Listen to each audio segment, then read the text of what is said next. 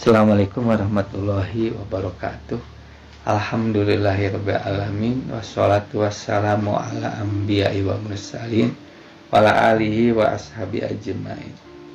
Kaum muslimin yang berbahagia, masih melanjutkan kajian yang lalu berkaitan dengan eksperimen yang telah dilakukan oleh seorang profesor psikologi Amerika yang bernama John Bach. Dan eksperimen itu kemudian dikenal dengan Bach-Holloway Theory.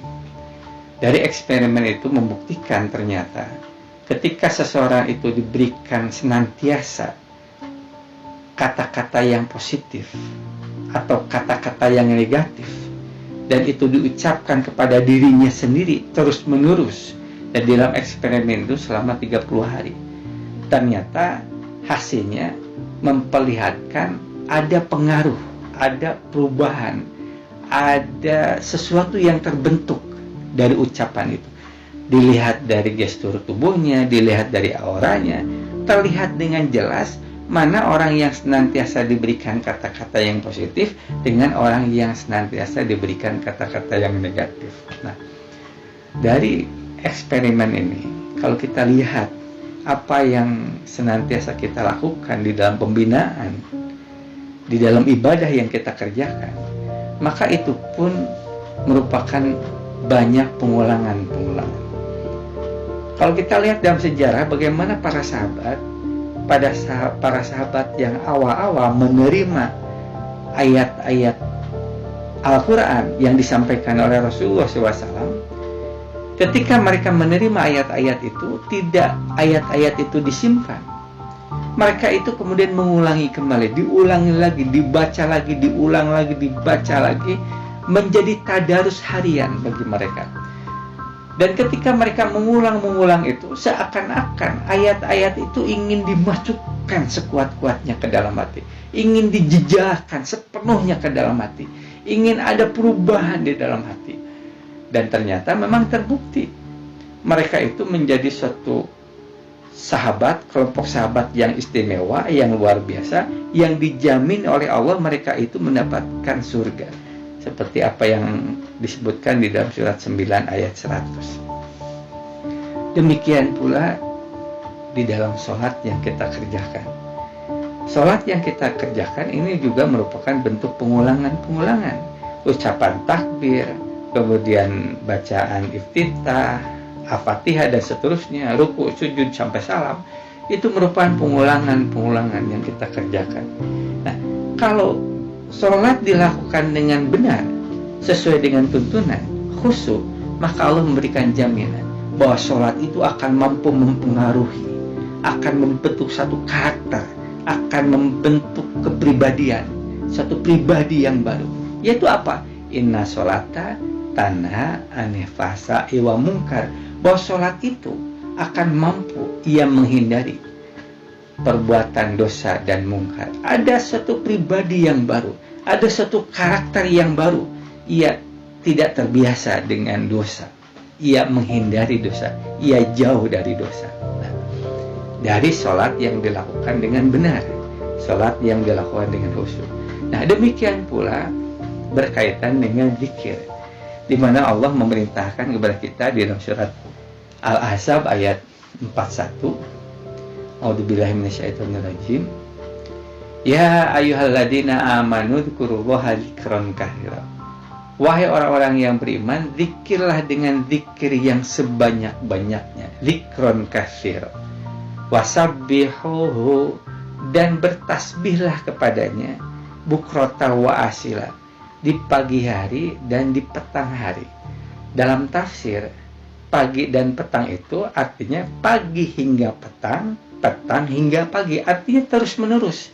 Di setiap ada kesempatan, di setiap ada waktu yang luang, maka lakukanlah itu, zikir itu. Nah, di ayat 43 Allah menyatakan waladzi yusolli alaikum, dialah yang akan memberikan rahmat, dialah yang memberikan rahmat kepada kalian. Jadi ternyata Allah memerintahkan agar banyak mengucapkan zikir itu dalam rangka Allah memberikan rahmat kepada kalian. Wa malaikatuh, dan para malaikatnya Dalam tafsir, para malaikatnya ini dimaksud yaitu para malaikatnya ikut mendoakan. Ikut mendoakan agar Allah memberikan rahmat kepada orang yang berzikir tadi. Liyukhrijakum minaz zulumati ila nur, agar mengeluarkan dari az-zulumat, dari kegelapan kepada cahaya. Jadi ada perubahan dari zikir yang dilakukan, dari gelap kepada cahaya, dari tidak baik menjadi baik, dari akhlak yang buruk menjadi akhlak yang terpuji, dari tidak semangat menjadi lebih bersemangat, yang asalnya tidak antusias menjadi lebih antusias. Ada perubahan. Nah, perubahan itu yang namanya rahmat. Jadi rahmat itu terjadi, rahmat itu dia mendapatkan kepastian rahmat kalau zikir yang dilakukan itu melahirkan suatu perubahan. Nah, bagaimana perubahan itu terjadi? Kalau zikirnya itu hanya lisan. Maka agar zikir itu melahirkan perubahan, zikirnya tidak hanya lisan, tapi harus masuk ke dalam hati. Maka di dalam surat Al-A'raf ayat 205 itu merupakan tuntunan dari zikir. Wadhkur rabbaka, berzikirlah kepada Rabbmu, fi nafsika, di dalam dirimu, atau dengan dirimu, atau dengan hati kamu. Berzikirlah fi nafsika, tadarruan, dengan rendah diri, wa khifatan, dengan rasa takut. Artinya zikir yang diucapkan itu harus dengan hati, harus dimasukkan ke dalam hati, harus merupakan bisikan hati. Nah, zikir yang diucapkan itu yang merupakan bisikan hati itu, nah itulah zikir yang akan mampu membentuk satu perubahan. Dan perubahan itu adalah rahmat dari Allah.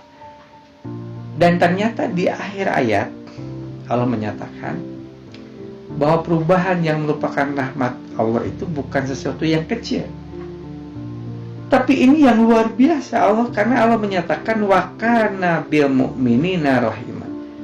Dan dia Allah terhadap orang yang mukmin, orang bil mu'minina, terhadap orang yang beriman, yang melakukan zikir yang terus-menerus tadi, rahima, mereka mendapatkan kasih sayang Allah yang istimewa. Mereka mendapatkan kasih sayang Allah yang luar biasa, mendapatkan kasih sayang Allah yang berbeda dengan yang lain, karena rahimah itu hanya diberikan kepada orang yang beriman.